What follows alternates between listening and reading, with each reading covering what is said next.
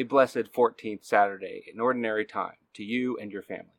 I'm Deacon Ken Crawford, and this is my 11th video in my series as a newly ordained deacon. As expected, I did make it back to the cabin today. Perhaps you can see behind me here, I'm no longer on the trail or in my tent. A lot of very difficult hiking to get here. My youngest son, Peter, did exceptionally well in very difficult hiking environments.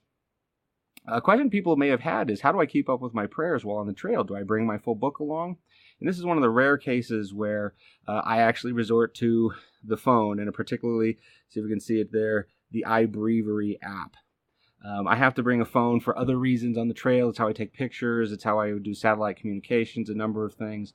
And I think it's worth it to have that all in one package. I'm very weight conscious on the trail.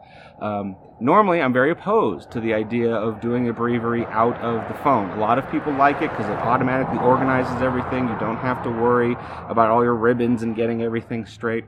And that's a reasonable concern. But for me, that's a big distraction having that on my phone. A text comes in, an email comes in, anything like that, and it really breaks my prayer concentration. So I decided long ago that for the most part I never use the app.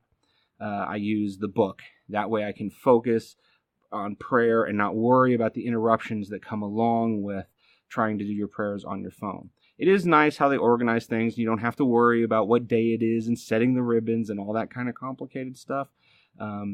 But I just don't think it's worth the penalty that comes from having to be connected to your phone. Now, on the trail, I'll use the app in part because of the weight, but also because there's no emails coming in. There's no texts coming in. I'm in the middle of nowhere where there's no cell reception or Wi-Fi or anything like that. So not a concern out there. So kind of a win-win in that situation. Not only do they have it all organized, you can download a whole week's worth of it, which is what I did in this case, and still keep up with your prayers. Now, a little bit of a mea culpa. For the first time this morning throughout the trip, I didn't do my morning prayers. I was just so consumed with getting here to my destination, I overlooked it. I think it's the first time since I've been ordained I missed my prayers. And so I'm not sure exactly how I'll deal with that tonight. I'll do some sort of make-up prayer, maybe both evening and night prayer as kind of a compensation. Maybe I'll do morning prayer as well as evening prayer. I haven't decided.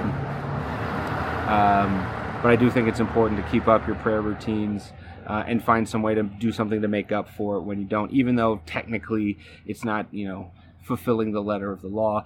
I think it's following the spirit of the law. So, very glad to have finished the trip successfully. Very proud of my boys for having done it. We did 54 miles in 4 days, and that's a lot of miles. We did a lot of up and down, and they did great. So, now I have a few days here at the family cabin that you see behind you. So, I won't be posting anything still yet for another few days. Won't be posting tomorrow or making a video tomorrow. Sundays I try to take off. I will try to do one Monday and Tuesday before returning to the home studio Wednesday. So hopefully the background noise of vehicles passing by and all of that haven't completely ruined this video. The great news about being out on the trail is, again, none of those distractions. But here we do have vehicles driving by and what have you. So we'll see when I get home just how bad that's done to the video. And hopefully it'll work out fine. But in any case, hopefully you like the clean version of me, a nice new shirt here, and all of those things over the very grimy person you saw growing every day on the trail. But in either case, God bless you. God bless you and your family. I will pray for you. I ask for your prayers for my ministry in return. No need to pray for the trip anymore because we're done.